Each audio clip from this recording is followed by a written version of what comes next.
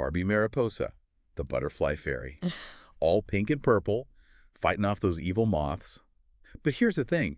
What if her story, what if it's actually like a secret guide to being like empowered as a woman? Oh, totally. It's so interesting how we kind of just dismiss these kids' movies as like, whatever, but they can actually be like packed with all this symbolism and stuff that like speaks to us on a deeper level. Yeah. It's wild. Hmm. And in Mariposa's case, it's not just about, the sparkles and the wings and all that. Right. It's really about the journey she takes, Yeah. both inside and out. It all kind of starts with that butterfly thing, though, doesn't it? I mean, she literally turns into a butterfly.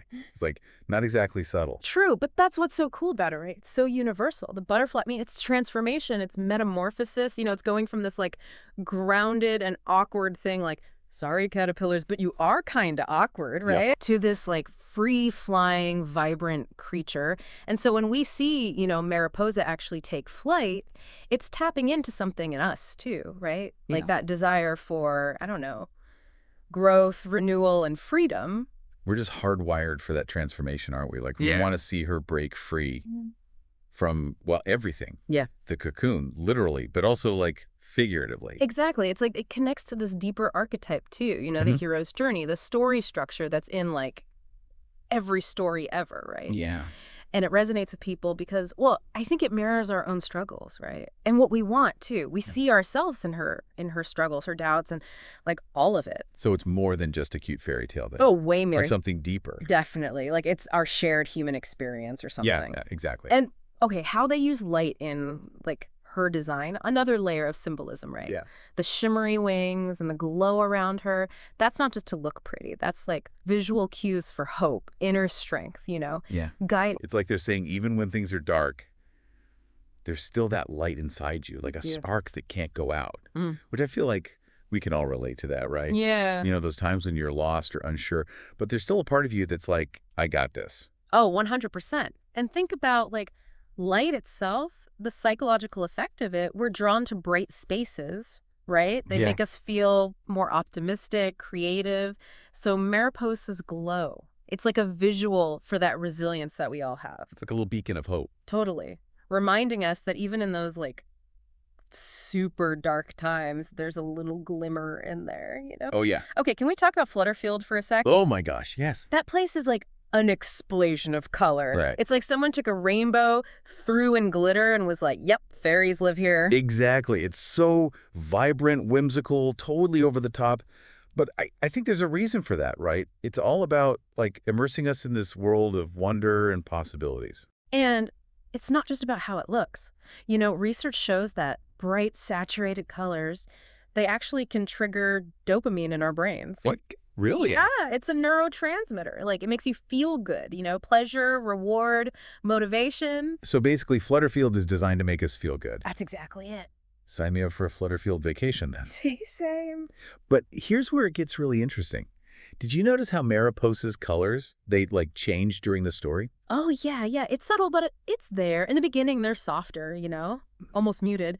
But as she gets more confident, as she steps into her power, they get, like, richer, more vibrant. It's like her transformation is actually like showing up in how she looks, Totally. which there's a whole psychological thing for that, right? Enclothed cognition. Yes, enclothed cognition. It's basically that what we wear can actually change how we think, how we feel, and how we act. It's like, think about wearing a power suit to a presentation, or wearing comfy clothes when you want to be creative. Yeah. It matters. So it's not just about looking good. It's about feeling good, too. Like using your clothes, your style, as a way to express yourself, Yeah, Be empowered. exactly. And for Mariposa, those changing colors, they're like a visual for her growing confidence, her leadership. It's like she's literally glowing from the inside out. That's something we can all relate to, Yeah. right? Like as we grow and change, how we present ourselves changes too. Oh, yeah, totally. It's natural, Yeah. It's part of the journey.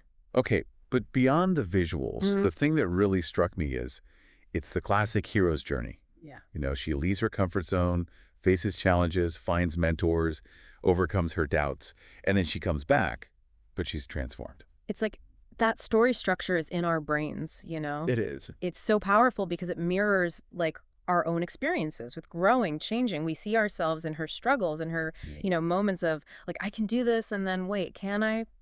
Yeah. It's like she's giving us permission to just embrace our own journeys with all the messy stuff, too. Yeah. And it reminds us that even the really tough stuff, those can be chances to grow. Right. It's not always about the ending. It's about how you get there. Okay, let's get into the specifics.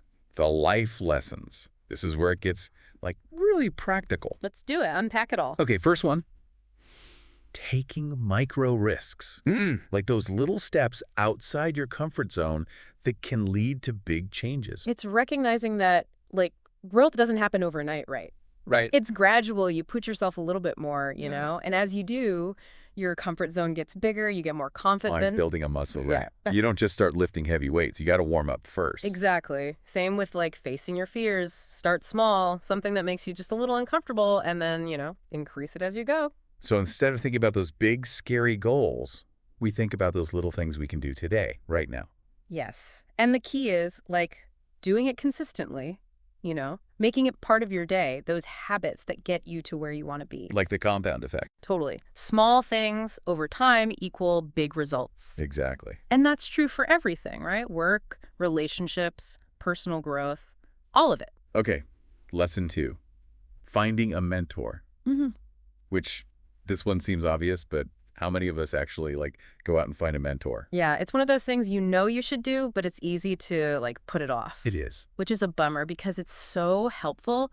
And the research shows, like, literally having a mentor can make your brain light up with those reward pathways. Wow. Both for the mentor and the mentee, which is pretty cool. It's a win-win. That is cool. What's so great about having a mentor, though? Well, they can, give you guidance, support, encouragement, especially when things are rough or you feel stuck. They've been there, done that. They have these insights you might not have thought of. They can help you see your blind spots, right? And, like, your strengths. Exactly. And they push you to be your best. It's like having a personal cheerleader, someone who's like, you got this, even when you don't think you do. Especially for women, I think.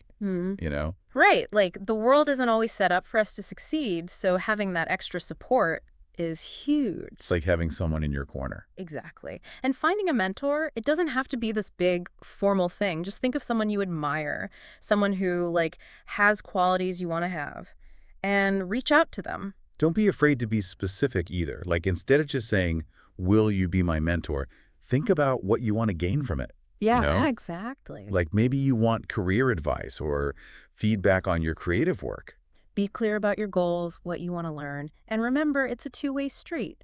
Be ready to offer your skills, too. It's about building a relationship, right? That's based on respect and trust. Exactly. Okay, lesson 3. This one might be a little hard to hear, especially if you're a perfectionist. Oh, no. What is it? It's embracing failure. Ugh, failure. The worst. I know, it's like the bad word of personal development. But Mariposa, she shows us that, like, it's not the opposite of success. It's part of it. Okay, but how? It's all about how you look at it. See failure as feedback, a chance to learn, to adapt, to come back stronger. So we don't let it stop us. We use it, like, Yes. as information. Exactly. Everyone fails. It's part of being human. It's what you do with it that matters.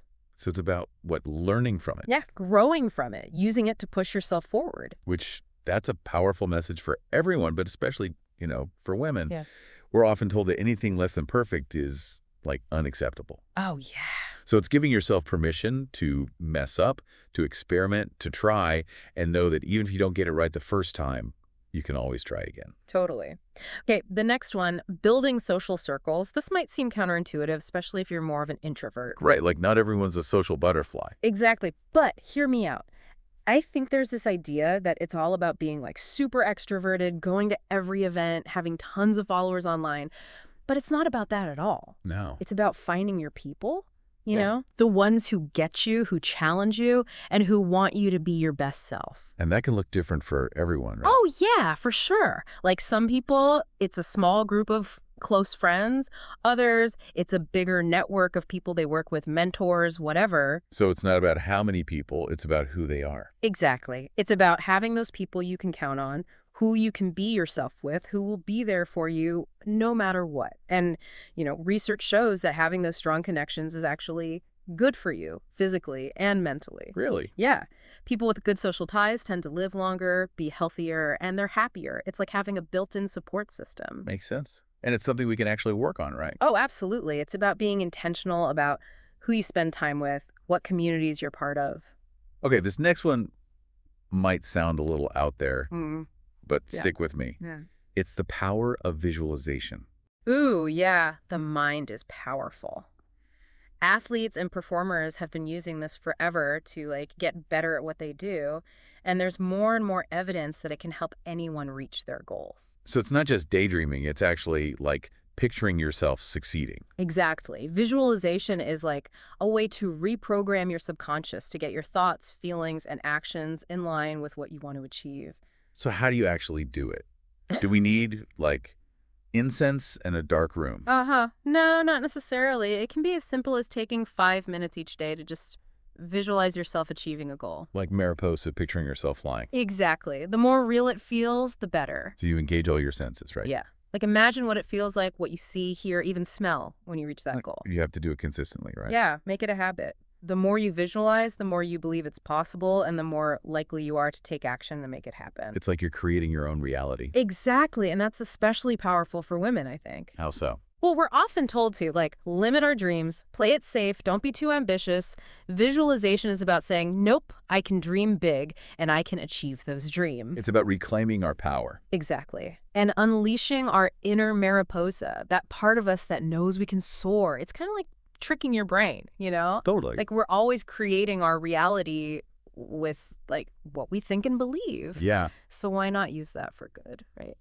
Okay, speaking of setting ourselves up for success, let's talk about curating aesthetic inspiration. What is that? Oh, this is one of my faves. Remember how we talked about Flutterfield and like how crazy beautiful it is? Yeah. It's not just for show, you know? It's there to like emphasize how powerful beauty is. It can really transform things. It's like they're saying, hey, if you want a magical life, surround yourself with magical things. And there's actually science to back that up. Oh, for sure. Like through this whole field, environmental psychology. Mm. And they found that being around beauty, whether it's nature, art, or even just like a well-designed room, Yeah. it can actually make you more creative, Yeah. less stressed, and even happier. It's true. Our brains are just like wired to respond to beauty. Wow. And the cool thing is we can totally control that, you know, like create that inspiration in our own lives. So we don't have to live in a fairyland to get the benefits. Nope. You could just, I don't know, get some plants for your house or hang up some art you love. Right. Even just moving your furniture around can make a difference, you know, make it more visually appealing. So easy. It is. Even changing your phone wallpaper can help, you know, do a beautiful picture or something. It's about being aware of what you're looking at all the time and choosing things that like lift you up, inspire you.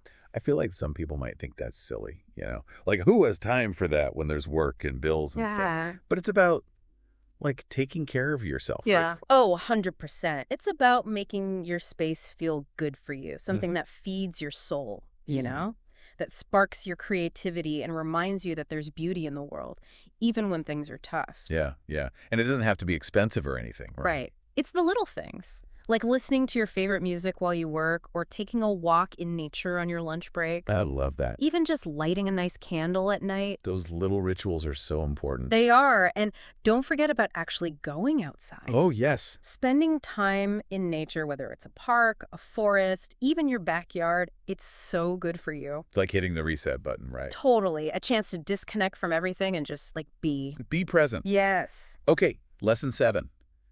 Breaking down your goals into smaller steps. Oh, this is a good one. Because if you try to do everything at once, you're going to get overwhelmed, right? Sure. Like, Mariposa didn't just wake up and decide to save Flutterfield. She took it one step at a time. Exactly. And breaking down those big goals into smaller ones, it makes everything so much easier, like less intimidating. And you get that feeling of, like, making progress. Every time you finish a small step, it's like, yes, I'm doing it. Totally. It keeps you motivated. It's like building a staircase to success one step at a time. That's a great way to put it. You know, there's this acronym that can help with this too. SMART goals. Oh, yeah, I've heard of that. Remind me what it stands for. It's specific, measurable, achievable, relevant, and time-bound. So instead of saying, I want to write a novel, you say, I'm going to write 500 words every day for the next 6 months.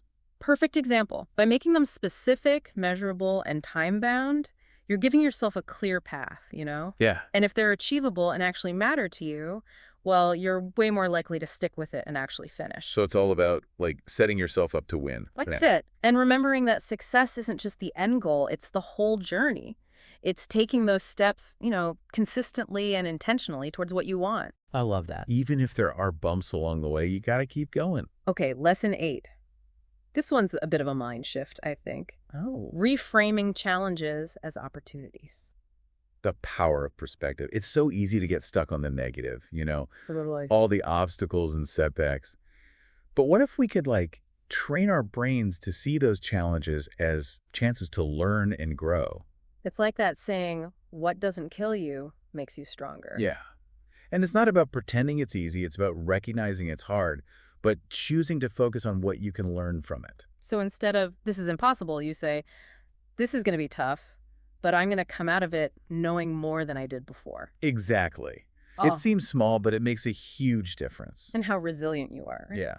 And your creativity and just, like, your overall well-being. It's about seeing the good, even when things feel really bad. And there are tools to help with that, like journaling, meditation, even just talking to someone you trust about what you're going through. Yeah, having that support system is so key. It is. And sometimes what you realize is you're way stronger than you thought you were. Okay, lesson number 9. This one's interesting. What is it? Celebrating quiet strengths. Ooh, I love that one.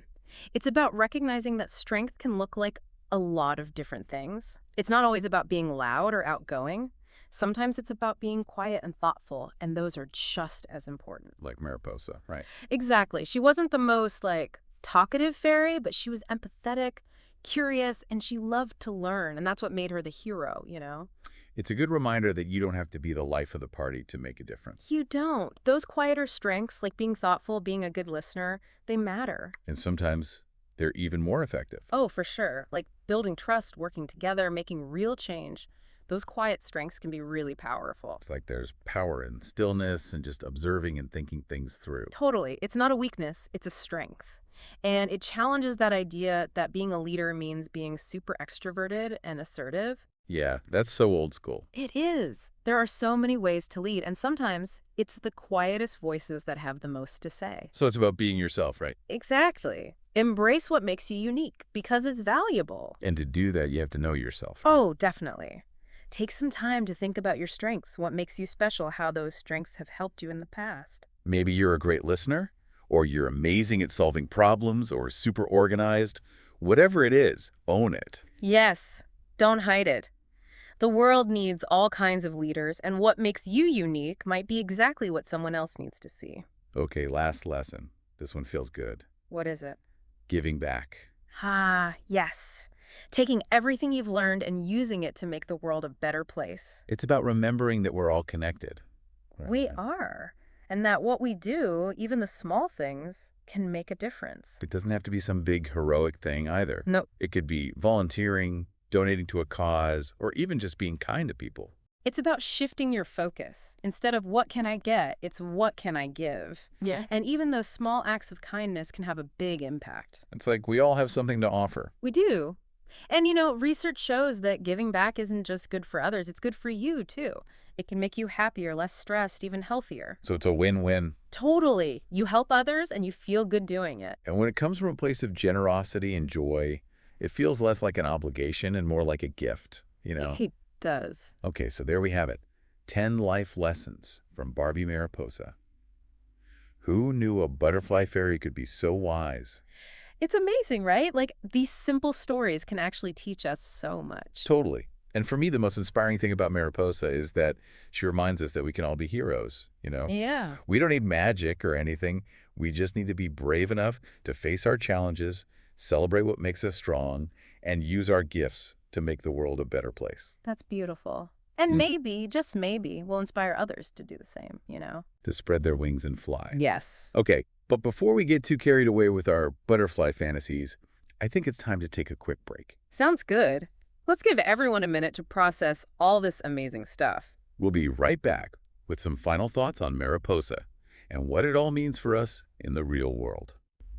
We're back. And, after all that, The biggest thing I'm taking away from this whole Barbie Mariposa thing is even a butterfly fairy can teach us how to be better humans. Right. It's crazy. We think these kids' movies are just fluff, but there's some real wisdom in there. It's not just the glitter and wings, it's her journey, you know, like inside and out, facing her fears, all the challenges, and then realizing how strong she is.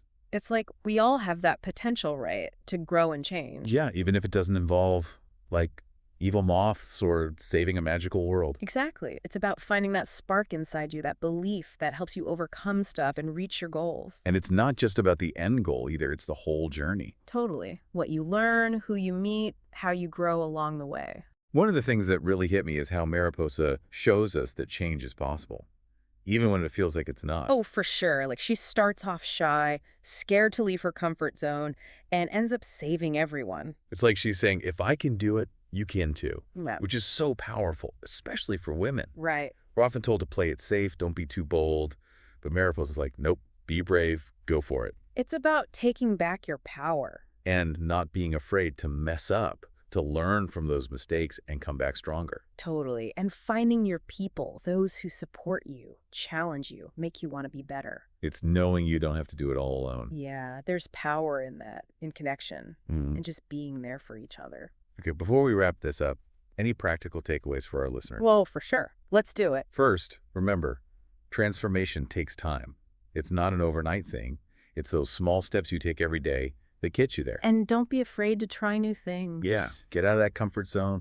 That's where the magic happens. And when you mess up, don't beat yourself up.